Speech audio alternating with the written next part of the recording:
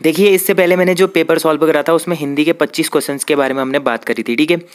तो उसमें काफ़ी लोगों के कमेंट्स आ रहे हैं कि मैंने उसमें बोल दिया था कि पेपर इजी टू मॉडरेट आया था। अब उसमें मैंने इसलिए कहा कि क्योंकि हिंदी के क्वेश्चंस तो काफ़ी इजी थे यार, उतना टफ भी नहीं था, हिंदी के ठीक थे। और उत्तराखंड जीएस तो काफ़ी बढ़िया आई थी, बस 4-5 ही क्वेश्चन ऐसे थे जो थोड़े टफ थे।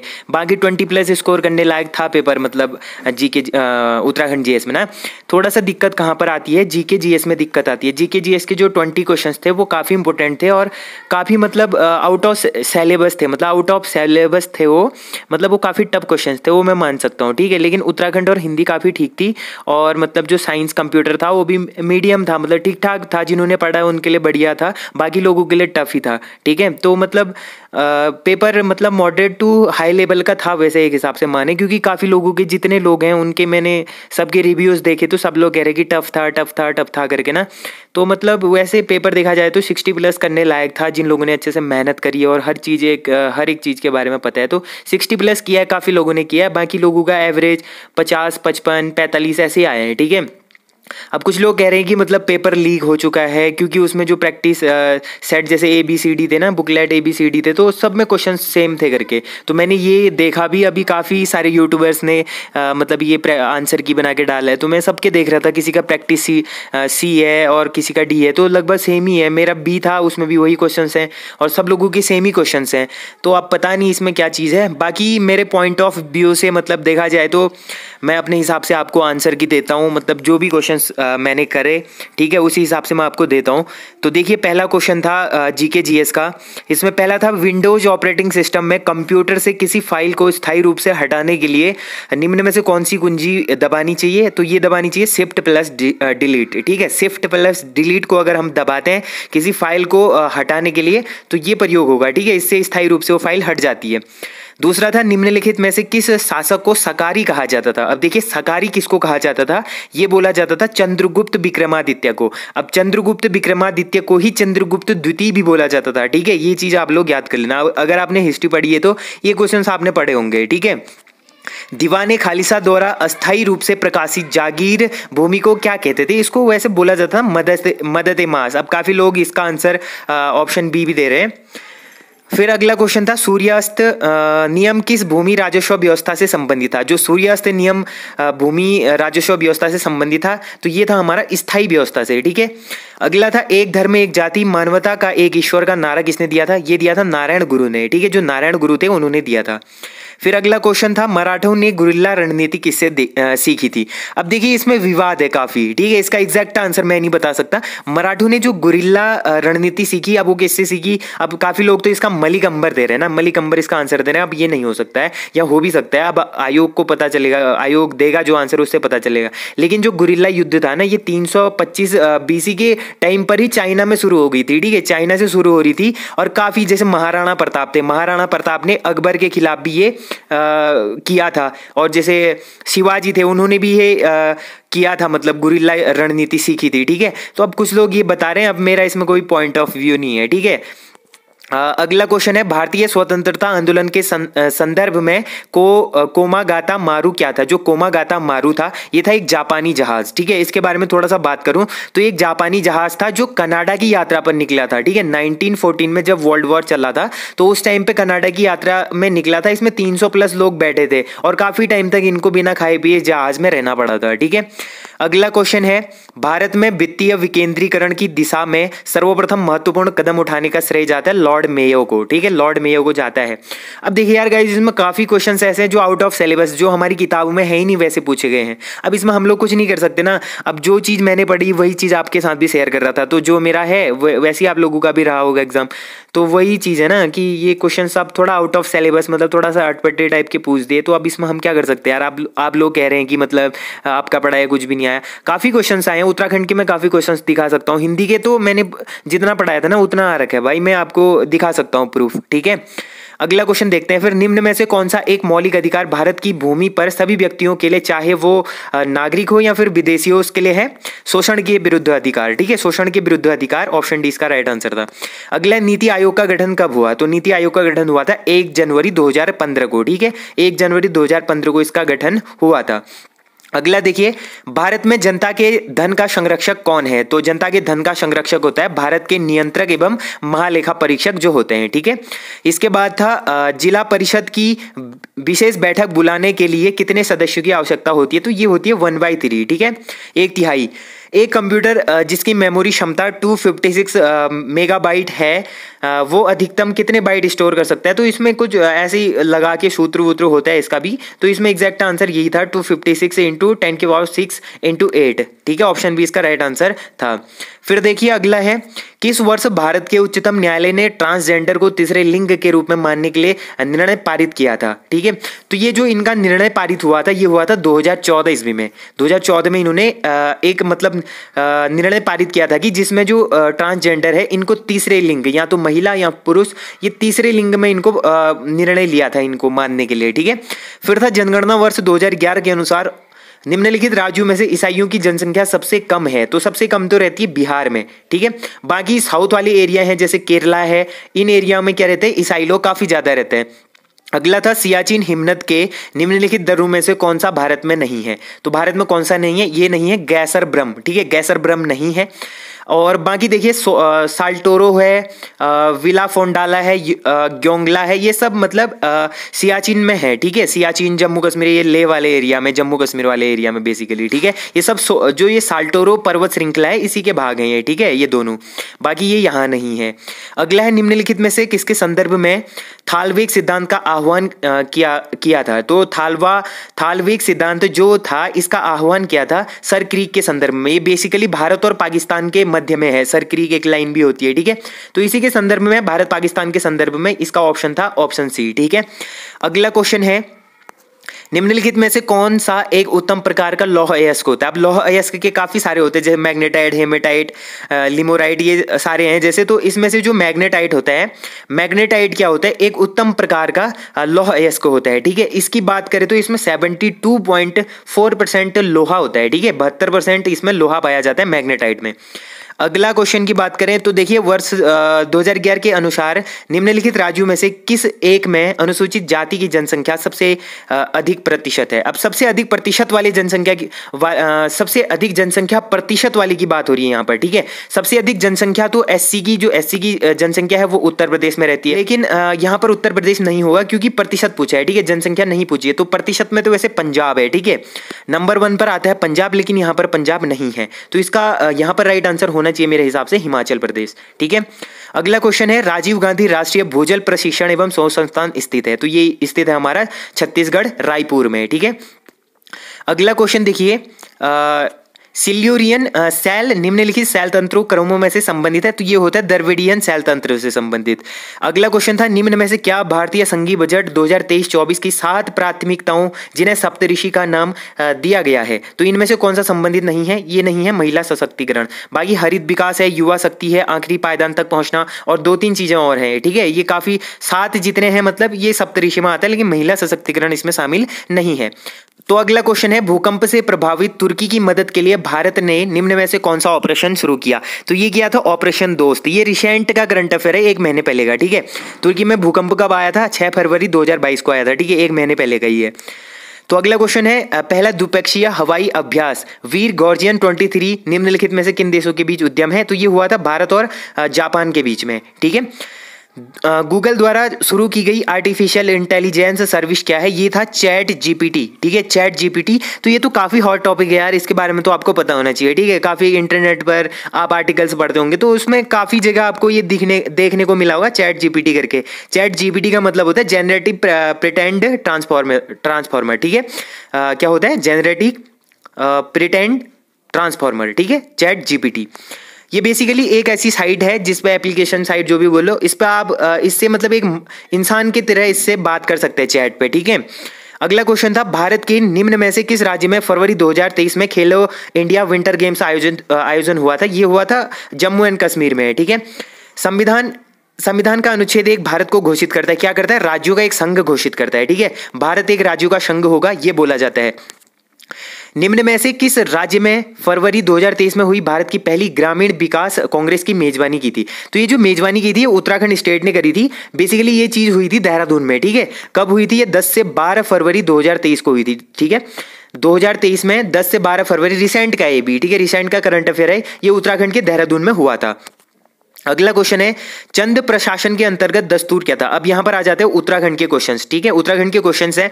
अब देखिए आप लोगों को मैंने जो सीरीज कराई है ना उत्तराखंड की, जिसमें मैंने हिस्ट्री पूरा कंप्लीट करा था, अब उससे कितने क्वेश्चन आए मैं बताऊंगा अभी। देखिए चंद प्रशासन के अंतर्गत दस्तूर क्या होता था, एक भू राजस्व होता था, ठीक है, कोई नजराना भी बोल रहा था इसको, तो ये बेसिकली भू राजस्व होता था, ठीक है, चंद प्रशासन में। अब देखिए ये क्वेश्चन मैंने आपको करा रखा है, चंदू की पूरे चंद वंश आपको अच्छे से करा रखा है, उनके जितने भी कर थे, टैक्स थे, 36 रकम 32 कलम और ये सारी चीजें मैंने आपको कराई थी। तो ये सिंपल सा क्वेश्चन था। तालेश्वर ताम्रपत्र निम्नलिखित में से उत्तराखंड के किस राजा से संबंधित है। अब देखिए ये सब राजाओं से संबंधित है, ठीक है, ये सब राजाओं से संबंधित है। इसमें 5 जो तालेश्वर ताम्रपत्र मिला है ना, इसमें जो 5 राजा थे, 5 राजाओं के बारे में इसमें उल्लेख मिलता है, जिसमें द्युतिवर्मन है, विष्णुवर्मन है, वर्षावर्मन है और अग्निवर्मन है, ये सब है इसमें, ठीक है। अब कोई इसका आंसर विष्णुवर्मन प्रथम दे रहा है, कोई द्युतिवर्मन प्रथम दे रहा है, तो इसका एग्जैक्ट आंसर मैं भी नहीं बता सकता आप लोगों को, ठीक है, वो तो आयोग देगा। अब सबका अपना अपना मत है, मैं इसमें द्युतिवर्मन बोल दूंगा, कोई विष्णुवर्मन बोल देगा, ठीक है। लेकिन जो ये तालेश्वर ताम्रपत्र है ना, ये 5 राजाओं से संबंधित था, ठीक है। अब ये किसका है ये तो एग्जैक्ट हम भी नहीं बता सकते, अब आयोग क्या देता है, क्योंकि बुक्स में तो अलग अलग चीजें हैं ना। तो अगला क्वेश्चन देखिए, निम्नलिखित में से उत्तराखंड के किस राजवंश का वर्णन ह्वेनसांग करता है। तो ये करता था पौरव वंश का। कर्णावती, जो रानी कर्णावती थी, ये निम्नलिखित में से किस परमार शासक की संरक्षिका थी। तो ये थी पृथ्वीपति शाह की, ठीक है, पृथ्वीपति शाह की थी, जो महीपति शाह की पत्नी थी, और इसका क्या था, ये महीपति शाह पृथ्वीपति शाह का बाप था, ठीक है। तो पृथ्वी शाह की संरक्षिका थी, ये उस टाइम पे केवल 7 वर्ष का था, तो इसकी संरक्षिका थी इसकी माता रानी कर्णावती, और इसको नागकटी रानी भी बोला जाता है। तो यार ये तो मैंने सब कराए हैं, तो इसमें क्या आपको हार्ड लगा, ये तो ईजी टू मॉडरेट ही है ना। काशीपुर पहले किस नाम से जाना जाता था, ये गोविषाण से जाना जाता था, ये भी इजी क्वेश्चन है। अब इसमें क्या टफ है, उत्तराखंड का वह प्रथम राजनेता कौन था जिसे असहयोग आंदोलन के दौरान जेल भेजा गया था। अब काफी लोग यहाँ पर गोविंद बल्लभ पंत कर रहे हैं, ये बिल्कुल गलत है। पहले जेल जाने वाले प्रथम व्यक्ति कौन थे, मोहन सिंह मेहता थे, ठीक है, मोहन सिंह मेहता थे, जो 1920 ईस्वी में असहयोग आंदोलन शुरू हुआ था, तो 1921 ईस्वी में 1921 ईस्वी में जेल गए थे, ठीक है। इसी दौरान 1921 में जेल गए थे, इन्होंने 9 महीने की जेल काटी थी पूरी, और इनको उस टाइम पे 100 रुपये का जुर्माना भी लगा था, ठीक है। तो मोहन सिंह मेहता थे जो पहले जेल गए थे 1921 ईस्वी में असहयोग आंदोलन के दौरान, ठीक है। तो हारदूधा संबंधित है, तो हारदूधा किससे संबंधित है, तो ये इसका मेरे को आंसर नहीं पता भाई, ठीक है, इसका आप लोग कमेंट करके जरूर बताना। इसमें मैंने ये क्वेश्चन मैंने भी नहीं किया था, तो मैं कंफ्यूज था, तो इसका आंसर आप लोग बताना। अगला क्वेश्चन है, छपेली एक रूप है, तो ये गाने का है, ये तो सिंपल है, कुमाऊनी लोग तो सब जानते होंगे। उत्तराखंड में कमीण का कार्य होता था, तो कमीण का कार्य क्या होता था, कमीण का कार्य होता था निश्चित गाँव से राजस्व एकत्रित करना, ठीक है, ये होता था इसका कार्य। अब ये भी मैंने आप लोगों को करा रखे हैं। तो हिल यात्रा प्रारंभ हुई थी, ये हुई थी गोरखाओं के द्वारा। पिथौरागढ़ डिस्ट्रिक्ट में हिल यात्रा मनाई जाती है बेसिकली, ठीक है, कुमाऊं के पिथौरागढ़ में मनाई जाती है, और ये गोरखाओं ने प्रारंभ किया था इसको। निम्न में से कौन सा मेला मछली पकड़ने के लिए संबंधित है, तो यह है मौड़ मेला, ये भी मैंने आपको करा रखा है। भद्राज एक लोक देवता है, यह है जौनसार भाबर क्षेत्र के, ठीक है, ये भी मैंने आपको करा रखा है। फिर देखिए, निम्नलिखित शिखरों में से कौन सा एक उत्तराखंड में नहीं है। अब आपको उत्तराखंड के शिखर पता होंगे तो आप कैंसिल आउट करके कर सकते हैं। नंदाकोट उत्तराखंड में है, तो ये नहीं होगा। चौखंबा भी उत्तराखंड में, दुनागिरी उत्तराखंड में, तो क्या बचता है, कुला कांगड़ी, ठीक है, कुला कांगड़ी कर देना आपने यहाँ पर, ठीक। तो कुला कांगड़ी क्या हो जाएगा, ये कहाँ का पर्वत है, एक भूटान का पर्वत है, ठीक है, भूटान बॉर्डर में, ये तिब्बत भूटान बॉर्डर में ये पर्वत है, ये उत्तराखंड का नहीं है। तो सिंपली इसको कैंसिल आउट करके भी कर सकते हो यार आप लोग ना। तो अगला क्वेश्चन देखिए, नौला स्वाभाविक रूप से होने वाली जलभृत, जिसे हाल ही में भारत सरकार द्वारा राष्ट्रीय महत्व के संरक्षित स्मारक के रूप में घोषित किया गया है, तो उत्तराखंड के किस जिले में स्थित है, किस स्थान पर स्थित है, तो यह है शून्राकोट, ठीक है, शून्राकोट में स्थित है। शून्राकोट कहाँ है हमारा, सोमेश्वर अल्मोड़ा, ठीक है, सोमेश्वर अल्मोड़ा में स्थित है। इसको क्या किया गया है, भारत सरकार द्वारा राष्ट्रीय महत्व के रूप में संरक्षित स्मारक के रूप में घोषित किया गया है, ठीक है। तो ऑप्शन सी इसका राइट आंसर था। अब ये भी उतना टफ क्वेश्चन नहीं था। अगला क्वेश्चन देखिए, जमरानी बांध निम्नलिखित में से किस जनपद में है, तो ये तो काफी सिंपल है, ये है नैनीताल में गौला नदी पर बना है, ठीक है। निम्नलिखित झीलों में से कौन चमोली जनपद में स्थित नहीं है। अब इसका कोई चकनी ताल बोल रहा है, कोई ताड़क ताल बोल रहा है। अगर ये तारक ताल की जगह तड़ाक ताल है, तो तड़ाक ताल तो कहाँ है हमारा, तड़ाक ताल तो अल्मोड़ा में है ना, तो तड़ाक ताल कहाँ है, अल्मोड़ा में है, तो इसका ऑप्शन सी राइट आंसर होना चाहिए। अब मैंने काफी लोगों का देखा वो चकनी ताल कह रहे हैं। अगला क्वेश्चन है, निम्नलिखित में से किस जिले की साक्षरता दर 2011 की जनगणना के अनुसार सबसे कम है? तो साक्षरता तो सबसे कम कहाँ की है? उधम सिंह नगर की है। उधम सिंह नगर के साक्षरता की बात करें तो उधम सिंह नगर की साक्षरता कितनी है? तो अभी के टाइम पे इसकी साक्षरता है 73.10%। ठीक है, 73.10% है कहाँ की? उधम सिंह नगर की। अब देखिए, जनगणना 2011 के अनुसार उत्तराखंड में महिला साक्षरता दर के आधार पर निम्नलिखित जनपदों का सही अवरोही क्रम मतलब घटता हुआ क्रम। ठीक है, तो अवरोही क्रम क्या होगा? तो इसका ऑप्शन भी होगा राइट आंसर। देखिए, पिथौरागढ़ होगा, फिर रुद्रप्रयाग होगा, फिर उधम सिंह नगर होगा। पिथौरागढ़ की बात करें महिला साक्षरता की, तो पिथौरागढ़ में महिला साक्षरता है 72.29%। ठीक है, फिर बात करें रुद्रप्रयाग की, रुद्रप्रयाग में क्या है? पुरुषों की साक्षरता सर्वाधिक है लेकिन महिलाओं की नहीं है। महिलाओं की यहाँ कहाँ है, कितनी है? 70.35%, पिथौरागढ़ से भी कम है। फिर बात करें उधम सिंह नगर की, उधम सिंह नगर की कितनी है? बहुत कम है, 64.65%। ठीक है, तो ये इनका डाटा है, तो इसका ऑप्शन भी राइट आंसर होगा। ठीक है, तो यार ये दो क्वेश्चन तो मैंने आपको कराए हैं, बिल्कुल कराए, आप नहीं कह सकते। मैंने जो जनगणना वाली 2 वीडियो डाली है ना, उसमें जाके देख लेना, मैंने पूरा क्लियर करा रखा है आपको।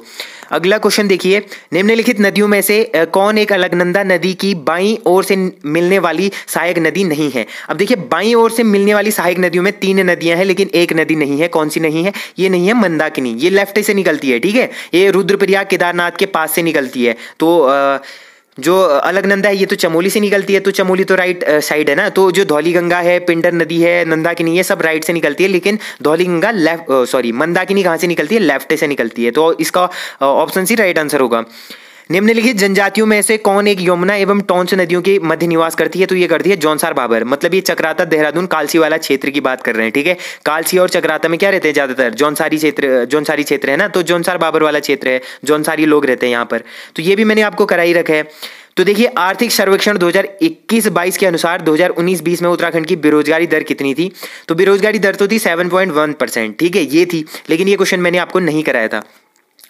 उत्तराखंड राज्य की सूक्ष्म, लघु एवं मध्यम उद्योग नीति 2015 में महिला उद्यमियों को दी जाने वाली पूंजी जो अनुदान है, सब्सिडी, ये कितनी है? ये थी अधिकतम, ये थी 25 लाख रुपए। ठीक है, ये क्वेश्चन भी मिसिंग है, ये भी मैं आपको नहीं करा पाया। सूची 1 और सूची 2 को सुमिलित करना है, तो काफी सिंपल सा है। तो देखिए, ए का होगा उत्तरकाशी। ठीक है, गोविंद राष्ट्रीय उद्यान कहाँ है? उत्तरकाशी में है। ठीक है, बी का हो जाएगा हमारा यहाँ पिथौरागढ़, अस्कोट गए हैं पिथौरागढ़ में, बाकी बिनसर गए अल्मोड़ा में, सोना नदी गए पौड़ी में। तो इसका ऑप्शन बी क्या हो रहा था? बिल्कुल राइट आंसर हो रहा था। ठीक है, अब कुछ और क्वेश्चन है, उनकी बात करते हैं। तो देखिए, आर्थिक सर्वेक्षण 2021-22 के अनुसार उत्तराखंड में 11-12 में ग्रामीण क्षेत्र की औसत मासिक प्रति व्यक्ति व्यय कितना था? तो ये था, इसमें अब एग्जैक्ट तो इसका नहीं पता, लेकिन इसका आंसर है वैसे 1520। ठीक है, ये मान सकते हैं। अगला क्वेश्चन है, उत्तराखंड में वीर चंद्र सिंह गढ़वाली पर्यटन स्वरोजगार योजना कब प्रारंभ किया गया था? तो ये किया था 1 जून 2002। ठीक है, 1 जून 2002 ईस्वी में क्या हुआ था? ये भी योजना मैंने बोला था ना आपको, जितनी भी योजनाएं वाले हैं उनकी 2 वीडियो आपको दी थी मैंने लास्ट टाइम पे। तो योजनाओं से काफी क्वेश्चन पूछे जाते हैं कहा था, तो ये क्वेश्चन भी आपको करा रखा है। 1 जून 2002 को क्या होता है? वीर चंद्र सिंह गढ़वाली पर्यटन स्वरोजगार योजना प्रारंभ होती है। मैं हमेशा बोलता हूँ आपको कि उत्तराखंड में 1 से 2 क्वेश्चन हमेशा पूछे जाते हैं रोजगार से, और एक ये मतलब इकोनॉमी से जरूर पूछा जाता है कि इतना बजट ये था वो था ना, जो इकोनॉमी होती है। अगला देखिए, फिर उत्तराखंड की अर्थव्यवस्था में वर्ष 2021-22 में तृतीय क्षेत्र का योगदान प्रचलित कीमतों पर कितना प्रतिशत था? अब देखिए, ये भी पूछा गया है इकोनॉमी से, तो ये था ऑप्शन ए, इसका राइट आंसर था। अगला, समग्र शिक्षा अभियान योजना किस वर्ष प्रारंभ की गई थी? तो ये क्वेश्चन भी मैंने आपको करा रखा है गाइस। ठीक है, तो इसका राइट आंसर होगा हमारा 2020-21 में। ठीक है, 2020-21 में शुरू हुई थी। अब देखिए, मैंने बोला ना योजनाओं से 1-2 क्वेश्चन पूछा जाता है, इसलिए मैं इंपॉर्टेंट टॉपिक आपको करा दूं। आप लोग कमेंट में कह रहे हैं कि आपका पढ़ाई कुछ नहीं है, यूट्यूबरों को मतलब बॉयकॉट करो, यूट्यूबरों से कुछ नहीं आया। भाई यार, हम थोड़ी सेट कर रहे हैं यार, मैं भी तो खुद पेपर देने जा रहा हूँ, मेरे लिए भी तो वही पेपर आ रहा है ना। तो जो चीज़ मैं पढ़ रहा हूँ वही आप लोगों के साथ शेयर करता हूँ, और लोगों की तरफ व्यूज के लिए फालतू कंटेंट नहीं देता मैं आपको। ठीक है, तो देखिए, श्रेणी YEB, YFD, WFD, UHG, SKI, जो YEB है, दूसरा पद है WFD, तीसरा पद है UHG, और चौथा पद है SKI। तो इसका अगला पद क्या होगा? अब बेसिकली आपको इसके नंबर याद होने चाहिए, जैसे Y का नंबर कितना है, Y का, तो ABCD करके इसको गिन के लिख लेना। ठीक है, तो क्या हो रहा था, किसी में 2 का अंतर आ रहा है, किसी में 2, 4, 6 ऐसे करके आ रहा था ना, तो ये सिंपली क्या आ रहा था, इसका QOL आ रहा था। अब इनको तो मैं अलग से सॉल्व करा दूंगा, अगर आप चाहते हैं रीजनिंग सॉल्व कराना तो मैं कल को इसके लिए वीडियो ला दूंगा, अभी मैं ऐसे ही आंसर बता देता हूँ। ठीक है, तो इसका ऑप्शन ए था, इसका भी ऑप्शन ए था, इसका ऑप्शन बी आ रहा था। ठीक है, अब इसमें 24 आ रहा था काफ़ी लोगों का। अब ये क्वेश्चन मैंने काफ़ी टाइम वेस्ट हो रहा था इस पर, ठीक है, काफ़ी टाइम वेस्ट हो रहा था, मैंने नहीं बनाया ये क्वेश्चन। अब काफ़ी लोग कह रहे हैं 24 आ रहा है, कोई कह रहा है 28 आ रहा है। अब इसका एग्जैक्ट मेरे को भी नहीं पता, अब सॉल्व करके पता चलेगा, ठीक है। तो इसका आंसर वैसे आ रहा था 109। काफ़ी घुमा के क्वेश्चन दिया था, अगर आप इसको सही तरीके से सॉल्व करते हो तो 109 आ रहा है। अब काफ़ी लोगों का 302 आ रहा है, बाकी लोगों का 280 भी आ रहा है। तो इसमें देख लो, सॉल्व करके पता चलेगा इसका आंसर क्या है, ठीक है। अब देखिए, व्यक्तियों के एक कैंप में 42 दिनों का भोजन इतना था, तो इसका तो 900 आ रहा था, ठीक है। बाकी देखिए 62 क्वेश्चन है। 2020-21 में भारत के बहुआयामी निर्धनता सूचकांक 2021 में उत्तराखंड का रैंक था 15वां रैंक था इसका, ठीक है। ये राइट आंसर है इसका। अगला देखिए, बल्ब में कौन सी गैस भरी जाती है? तो बेसिकली ऑर्गन भरी जाती है, कहीं पे नाइट्रोजन, या ऑर्गन या नाइट्रोजन ये दोनों भरी जाती है, इसमें से कोई सा भी यूज हो जाता है, ठीक है। ऑप्शन बी इसका राइट आंसर है। अग्निशामक का मुख्य घटक क्या है? ये है सोडियम हाइड्रोजन कार्बोनेट, ठीक है। अगला क्वेश्चन देखिए, सामान्यतः मार्स गैस कहा जाता है, मीथेन को बोला जाता है मार्स गैस। अब देखिए गाइज, इसमें जो हमारे साइंस, जनरल साइंस और कंप्यूटर के क्वेश्चन थे ना, अब ये काफ़ी जो साइंस बैकग्राउंड से नहीं है तो उनके लिए काफ़ी टफ हो सकता है यार। इसमें जो केमिस्ट्री के क्वेश्चन हैं ये आपको टफ लग सकते हैं, ठीक है। जो लोग साइंस बैकग्राउंड से थे उनके लिए 7-8 नंबर लाना कोई बड़ी बात नहीं थी, ठीक है। अब काफ़ी लोगों के इसमें 3 नंबर, 4 नंबर, 5 नंबर भी आ रहे होंगे 15 में से, तो जो साइंस वाले नहीं है उनके लिए मानता हूँ मैं काफ़ी टफ था, लेकिन जो साइंस वाले हैं उनके लिए उतना टफ नहीं था, ईजी है। ये हमने स्कूलों में कर रखा है यार, ये गैस वैस वाले ना। पर्यावरण के संरक्षण तथा सुधार हेतु पर्यावरण संरक्षण अधिनियम पारित हुआ था, 1986 में हुआ था, ठीक है। विद्युत धारा को उत्पन्न करने वाली यंत्र को कहते हैं जनरेटर, ठीक है, ये जनरेट करता है। अगला क्वेश्चन देखिए, मैंग्रोव होते हैं, तो मैंग्रोव क्या होते हैं? बेसिकली नमक सहिष्णु होते हैं, ठीक है। जैव विविधता अधिनियम बनाया गया था, तो ये जो अधिनियम बनाया गया था ये बनाया था 2002 ईस्वी में, ठीक है। जैव विविधता जो अधिनियम पारित हुआ था, बनाया गया था 2002 ईस्वी में बनाया गया था, ठीक है। अब इसके बाद देखिए, निम्न में से कौन सी गाय एक विदेशी नस्ल है? तो ये जर्सी गाय होती है जो विदेशी नस्ल है। अब ये क्वेश्चन तो आपने पढ़ा नहीं होगा। TCP/IP रेफरेंस मॉडल की 4 परतें हैं, तो इसका ऑप्शन भी राइट आंसर होगा, ठीक है। अब अगला क्वेश्चन देखिए, एक प्रकार का रजिस्टर डैश एक प्रकार का रजिस्टर है जो कंप्यूटर द्वारा निष्पादित की जाने वाली अगली इंस्ट्रक्शन के पते को स्टोर करता है, तो ये होता है प्रोग्राम काउंटर, ठीक है। अगला देखिए, डेटा इंस्ट्रक्शन की खोज करते समय निम्न में से कौन सी मेमोरी CPU द्वारा सबसे पहले रेफर की जाती है? तो ये होती है कैश मेमोरी।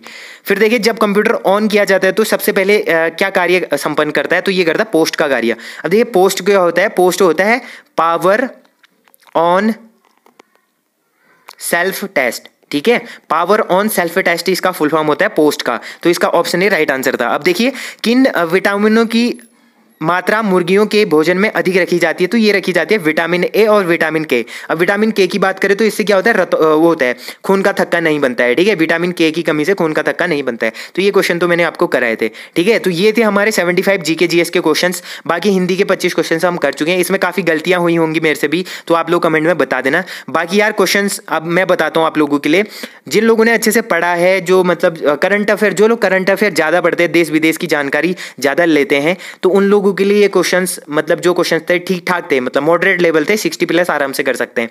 जो लोग नए एस्पिरेंट्स हैं, 2 महीने 4 महीने ऐसे तैयारी वाले हैं, तो उनके लिए 50 के आसपास का क्वेश्चन पेपर था, मतलब 45-50 ला सकते थे, लेकिन उतना इजी भी नहीं था यार उनके लिए, काफ़ी टफ था, मतलब एक हिसाब से माने नए एस्पिरेंट्स के लिए टफ था, लेकिन जो पुराने एस्पिरेंट्स हैं जिन्होंने अच्छे से पढ़ा है उनके लिए 60+ का था एग्जाम, ठीक है।